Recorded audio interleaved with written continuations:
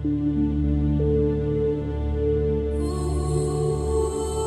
کوئی صحیح معنوں میں زیارت کربلا کے استعمال کا طریقہ سیکھے، جس کو پتا ہے کہ کربلا اور زیارت کسے کہتے ہیں، جسے پتا ہے کہ اربعین کا پیغام کیا، صحیح معنوں میں اگر زیارت کی جائے تو خالی ذریعہ امام تک جاتے وقت عورت کو حجاب نہیں پہننا ہے، وہ دنیا میں واپس پلٹ کے کہیں بھی آئے گی اس کے سر سے کبھی حجاب نہیں اترے گا۔